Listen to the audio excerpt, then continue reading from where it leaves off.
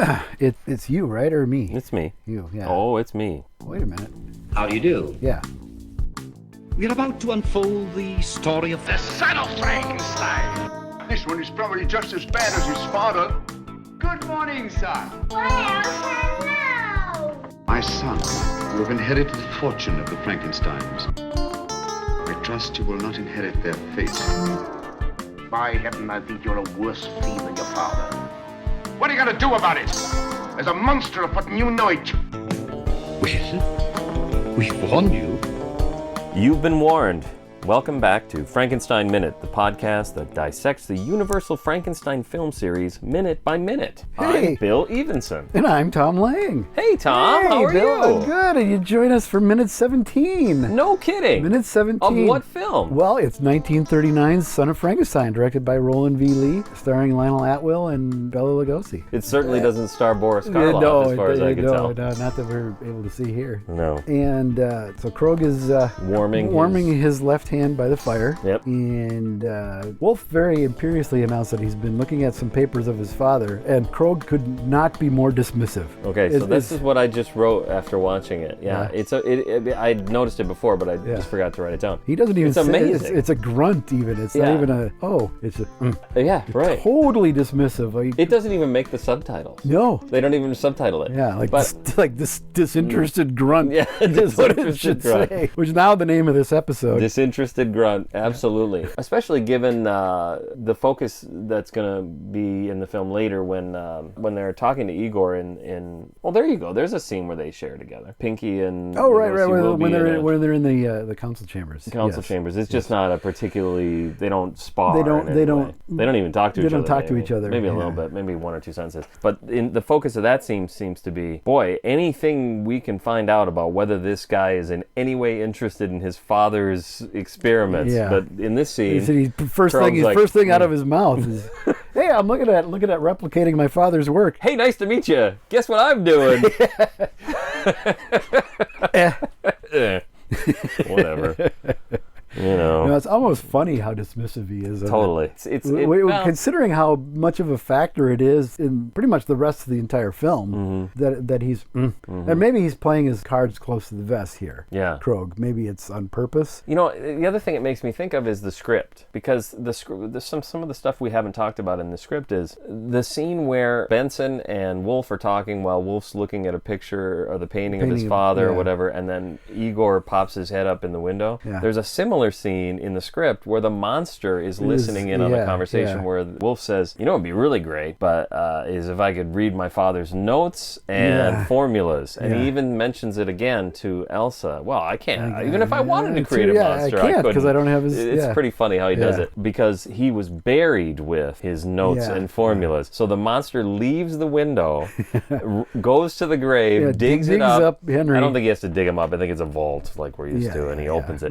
But to get these notes so that he figuratively digs them up. It's a whole big sequence. It's a big deal. Yeah. And in this movie, it's, hey, guess what? I've been reading my father's notes and formulas. No, it's not even that. I mean, it's Yeah, barely that's true. audible. I'm exaggerating. Barely audible. We should mention that in that script, it's Inspector Niemöller, not Krog. Well, it is funny. I didn't mean to bring the script up right then, but that is the next thing in my notes. And he and Wolf are old childhood friends. It's totally different in the script. It's so completely different. I don't think that works as well as the animosity that's established here. This is going to be a key part of what we have to talk about for the coming weeks. Yes, the script is bizarre at this point. It becomes bizarre in that Well, it sense. comes motoring up, and there's a good reason Lee threw it out. Now, not every decision he made is a good one based on that, but I think overall, if they would have shot that script, it would be even worse a film than it is. And that sounds bad. I know, but that's bad, what I'm sitting here listening to you. I'm thinking, God, Tom and I aren't very far apart on this at all. And then you use a term like even worse than it is, and I think, oh, fuck you, Tom. Get the fuck out of my house. Christ's sake. But exactly, that's exactly what I see when I look at that script. And one of the things that's weird about looking at the script for any of these movies is we're going on some paperwork that Riley found. Like, what is that? that script? Is that the shooting script that they had on their desks on day one? Yeah, that's what I'm led to that? believe, because that's what it says, and that's I've read elsewhere. Okay, and Skull certainly thinks so. Okay. Well, Mank gives it his seal of approval because he wrote the production notes. Well, okay, seal of approval that it's an actual piece of work. Yeah. Is that the script that was there on that day? Oh, or is that a script because from 6 weeks before that? Yeah, once they started production, I think it was pretty much tossed out, and they were handed stuff. Everybody references that has given an interview about it. That's a good point. They got their scripts like that day for what was going to be shot. Absolutely. And certainly the film bears out that it was written on the fly. Yeah, and I think honestly the sentence we were just talking about, that's probably part of it. Yeah. Like, maybe you should say this, and then he says it, and then we forgot to have Krog say anything, so he just burp. That'll be fine. You're warming your hands. Shut up. Yeah. Absolutely an improvement in the relationship between these two characters. Another thing not in the script, the fake arm. Fake arm's not there. Not there at all. Yeah. And Igor's not in it either. Completely not in it. You know, the best or second best or tied for first place best character in the film is not even in it. The humor that's in the script is terrible. Yeah, good point. Peter, what's his name in it? Edwin. Erwin is 1,000 times worse. We can pick on Peter all we want, but good Christ, is it tough reading to get through the Erwin lines in that script. It is. It's just tough reading altogether. It just says, like, he's going to go hunting. He's going to hunt the rhinoceros. Yeah. Woo! And then Erwin drinks some milk. Woo! That's literally in the script, what I just said. No, it is, yeah. It's awful. Yeah, it is pretty bad. So the script is... But I think it's instructive for that reason, yeah. In some ways, it's good because I still think that it's informative to understand where they were coming from. Yeah. And that, like, we've already talked about some of it. Is it 20 years since Henry died? That kind of stuff. Right. It gives some perspective. Well, you think Erwin's dialogue is bad. The monster's dialogue is even worse. I forgot about the monster's dialogue. It's good. I read some of it in minute, two. It's good that Boris Karloff put his asphalt spreader foot down. Spreader. And said, no flippin' way. Yeah. So thank you, Boris. Yes. It's dumb that they're friends. It's a completely different atmosphere, and I'll have more to say about that. Well, the whole film, and by the time we get to the ending, holy shit. I don't really remember that. I just went back and read the pertinent parts. Yeah. But I'll have to go back and read that. The ending, holy fuck. If they had shot that, Okay. I do have to say there is some stuff in this. Not into this. There's some stuff in the script that's kind of fun. Like, he does find Pretorius's remains, the bride's remains, and the homunculi remains. Yeah, see that's kind of fun. That's kind of cool. I wish they would have done that. Yeah, there's a few things that tie it into Bride a little more than this is, because like you've said, this pretty much ignores the previous two films altogether. And I've said it too, is why I don't like it. Maybe you said it. I don't remember if I said it. Okay. You said during Bride is that this is never referenced ever again. This film. That's true. Yeah, nothing that. Yeah, that's a good point. To me, that's to the series' detriment and to this film's detriment. Okay. And no, they didn't reference Frankenstein. They referenced Robert Florey's script more than they did the film itself. I think we'll have more to say about that in coming weeks, too. Yeah, absolutely will. Offers them a brandy. Thank you, no. Yeah, he's here on official business. Yeah. Well, no, he's not entirely, because he took his hat off, and later on we find out that's a big stupid fucking deal. Right up there with the guy going, I'm laughing. I'm laughing because I was about to reference that, and I have nothing to add to what you said. It's just that this is a thing with him. He's big on formality, and so he's not going to take the brandy. Yeah, certainly ritual is... Can you imagine him drinking Frankenstein's brandy? That could never happen. He does. Oh, well, not this week. Not this week. That was a little setup. Sorry, I ruined it. Set it up. I ruined it. Set it up. Pay it off. A couple weeks. He announces that he's there to offer Wolf and his family protection. And Wolf, boy, without even batting an eye, is into full-on asshole mode right away. Protection from whom? I disagree. Fuck you and your protection. I disagree with you. You can kiss completely. my British ass. I disagree. Fucking protection. He doesn't become that asshole for another 2 seconds. Okay, fine. He says, protection from whom? And then he does a little bit. He's annoyed. There's an attitude behind it. And then he says something about a virulent poison. And virulent deadly poison. Fatal poison. And then Wolf just goes over the top. Poison then? No. Yeah. Oh, there he is, Mr. Ponzi with his poison. That's right. You say, envelope. Right. We're back to Monty Python and Greg exactly Chapman. what it is. Cleese could have played Wolf easily. It's Basil Fawlty as Wolf Frankenstein. No. Well, he does go too over the top, and am I to be poisoned then? But here's what I feel about it when I'm watching it. I feel like he's a Frankenstein, because this is how his grandpa talked to the cops too. True. When the mayor came to his house, he was like, what the fuck are you doing here? Fuck out of here. How dare you fucking live in my life? And that's in keeping. I guess it runs in the family. I think I don't know. Henry ever. Be an interesting thing because we never saw Henry have that attitude. Not even close. And Henry. But Henry's sort of the black sheep. Henry's like not the Baron. He's referred to as the Baron by Pretorius. Almost mockingly. And this guy is the Baron. He's proud to be the Baron. There's no question about it. Now here's something I meant to mention a long time ago. Okay, was it back in minute 1? No, it was like minute 75 of It's Brian. a period of civil war. Well, that's Yes, the wrong movie. That's a wrong movie. Weaver, somewhere on the Classic Horror Film Board, says that Wolfe does not seem to be the offspring of Colin Clive, but John Bowles. And I couldn't agree more. So I think he and Elizabeth he got her pregnant, and this is their child, and Henry just sort of, he was terrified of heterosexual sex anyway, went along with it. Wait a minute, who's terrified of heterosexual sex? Henry? Henry Frankenstein. I love it because when it's mentioned when they're doing the toasts, boy, he couldn't look more uncomfortable if he tried. Well, and it's also very much in keeping with the idea of a guy going, how do I create life? Yeah. Whereas guys like us who did it were like, hey, I wasn't particularly hard, really. Oh, well, speak for yourself. For us, though. It wasn't difficult. It wasn't difficult for us. Not hard. The creation part was... No, that was... I see. Well... We're back to the dick jokes. Oh, my goodness. Flying fast and furious. I like it. I like it very much. Because he looks more like Bowles than he does. Well, he's got the Clive, mustache. Yeah. Oh, and the mustache is the dead giveaway. He doesn't... I'll have to give this some more thought.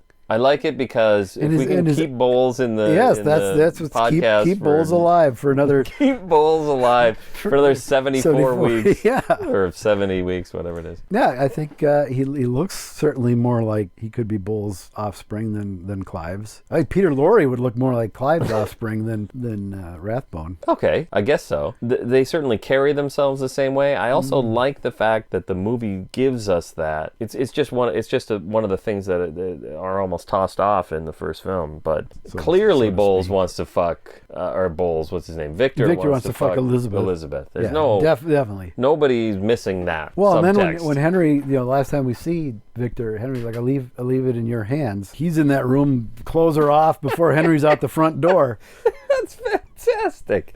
That's when Wolfe was conceived. I think we should call him Wolf. Why? Is that's like Victor's... Never mind. I got nothing. Yeah, it's his pet name for his... there you go. Yeah. See? Yeah. I like where he goes, you're poisoned already. So this conversation is fun to follow, especially if you're preparing for a podcast. Yeah. Talk about it. Because it's like so much for that whole assuring him of protection thing. Like, I'm here to assure you of protection. Oh, really? From what? Poison. Oh, am I going to be poisoned? Too late. You're already poisoned.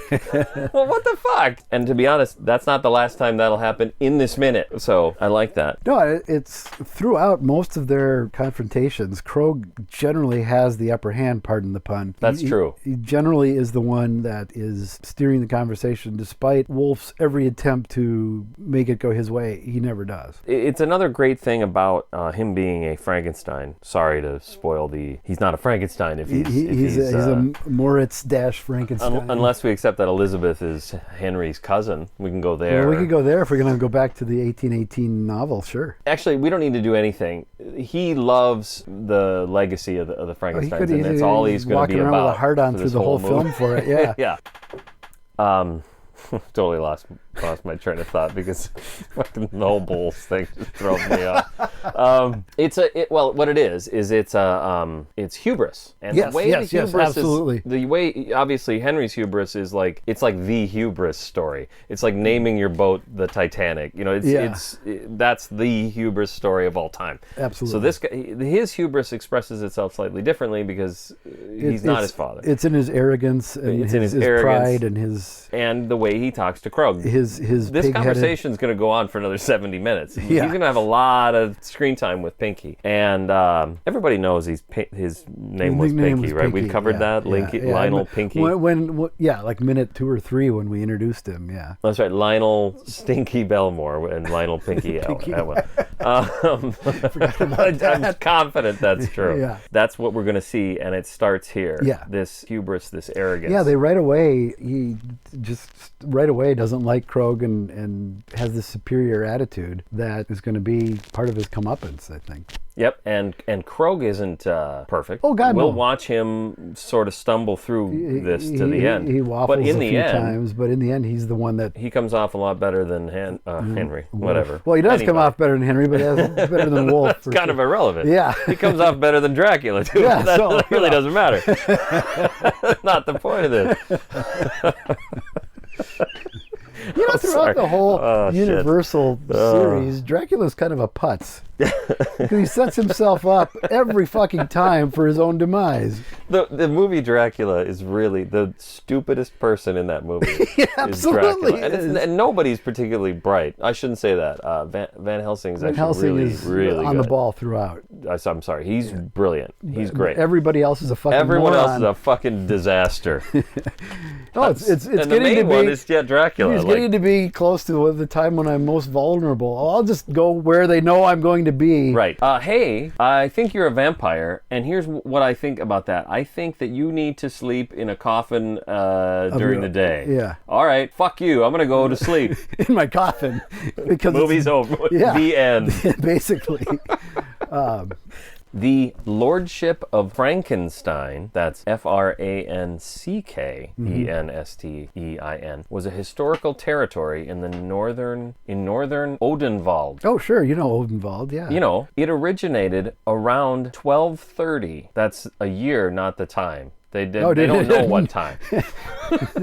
Historians don't know for sure if it was after lunch. It's getting to be... wrapping up lunch, we better get that lordship established. We're frittered away the morning. We better get going.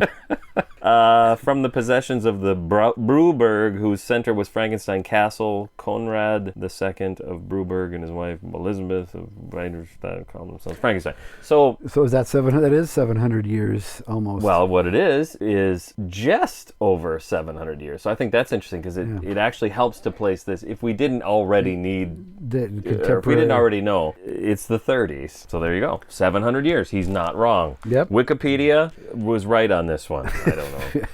Yeah, so the name has served his family for over 700 years. Just over. 709 years. Thereabouts. Let's say. And 12 and a half hours. Yeah, well, it depends on... This is obviously nighttime. Yeah, this is nighttime. So it's time to offer brandy, which I guess in the 30s could be 8 a.m. It could be, yeah. Did I offer you brandy? I can't remember. No. Sorry. Then the most petulant line in the whole film. What should I change my name? What, Smith? Fucking great, though. That's the problem. That line's great. I love it. That's really funny, and I think it's actually low-key the way he does it. He doesn't say it, I have to say, anything like what you just did. No, I know. He says, change it to say Smith. He's actually quiet. He's clearly angry. I'll give you all of that. He's angry, out of control in a way. Mm-hmm. He's petulant. He's pissy. I think more than anything, disrespectful. Yeah. And I love it. I think he's a calm, cool character, and I could only dream of being this cool. And it is cool. It's a cool thing to say. Served my family faithfully for over 700 years. You think I should change it to say Smith? That's funny, especially since he's in Germany. So we just assume in real life they're speaking German, so what he said was Schmidt. Sure. You give me but that? he's not German himself. He was raised in England and then went to work in America. So. All right, that's a good point. So why does Krog sound the way he does? Because it's Lionel Atwell. Actually, he left too in the script. Yeah, that's another thing. Yeah, he came back after 11 years in some other country. Yeah. They had to explain all this for some reason. Oh yeah, and it's like pages of dialogue explaining it. I went away and did this, and then I came back and I'm doing this. You can change your name, but you can't change the brand. The brand is cool. Yeah. A lot of great lines. Indelible. Indelible is amazing, especially nowadays where the words indelible brand, both of those terms make you think of advertising. Absolutely. That's just totally think of advertising, and you got to think in the context he's talking about. He means, you know, you're marked with you have this stain on your and that's what lineage, indelible basically. means is as I looked it up, you know, they refer to ink. Yeah, an ink mark. the stuff that it can't come out. So he's kind of, this is maybe the second one I was thinking of, but he's kind of not making sense again. Like he's saying Krog or Krog. He's saying I'm here to protect you from what? Poison. Oh, am I going to be poisoned? No, you're already poisoned. By your name. Oh, should I change my name? Nope, too late. Too late. He just keeps taking it away, kind of. Yeah. But I it's think, also fun, so I'm not criticizing. I think part of that is just the way it was written or shot. Right. It was just making it up. Making it up, but it is kind of fun in that. Yeah, he is sort of like, you want it? Nope. Yep. You want it? Nope. No matter what you say, I got a response. I've got a response. Yep. Yeah. I'm going to top you every single time. And I think, that's where Krog is in command 90% of the screen time he's on. Yes. There's a few moments where he's a little out of his element or befuddled. Donnie, you're out of your element. There will be some moments in the film where I'm confident there will be minutes in this film, probably next year, where it'll be like, I can't justify why this character does this or that. No. You know, there are some moments where nothing makes any sense, really. Yeah, no, the whole film just sort of falls apart for a few minutes. Yeah. But then but when you're watching it, it happens pretty fast. And it's like, well, okay, he needed to be over there, so that he needed to be over there. So that's why this had to happen. Yeah. Well, this sort of nonsensical dialogue had to take place. Yeah. Inhospitable villagers. So basically saying, as long as you're a Frankenstein, you're in danger. Yes. In danger from who? The Burgermeister and his idiotic butt-fuck villagers? Inbred dipshit. Red-headed stepchildren. That's right. And Krog just scoffs at that. That ain't the problem. Oh, I could take care of those idiots. Yeah. And so now we've reached the point where I'm not even sure what Krog is saying at all. Well, I don't know that Krog. I've come here to tell you something. What I've come here to tell you is I'm going to protect you from being poisoned. Oh wait, no, it's too late. I'm sorry, you've already been poisoned. Like you could write it as a comedy. I'm sorry, not poisoned. Too late for that. It's your name. This predates. My name? Should I change my name? No, sorry, it's not the name. This predates an Abbott and Costello film by 9 years, and we've already got. That's true. We've already got a who's on who first. then? From the villagers? No, the villagers. What? I have no idea what he's even saying at this point. I'm making a joke, but it is weird. But his broader point seems to be just leave. You just leave. That's basically what he's trying to intimate. Yeah. No, not from the. I can control their animosity, but not their fear. No idea what's going on. That's well, there again. Now it's just coming line in the film. Circling around. Well, they're afraid of Frankenstein. Yeah. Period. Anything Frankenstein. They're afraid of their own village at this point. Yep. Because they've all said, "Oh, it's cursed," and blah blah blah blah blah. Yep. We live in hell. So rebrand yourself, and maybe you'd be all right. Open up a theme park. I don't know. So if you had a literal brand, like you could just change. It's like a tattoo. You could just change it to something else. Rebranding. It happens all the time. Rebranding is always going on. Oh, what are they afraid of? Ghosts? So when he says that, let's talk about that first. You're right. First of all, don't be silly. There's no ghosts in Frankenstein. Not even in the series would not tolerate a ghost. Never.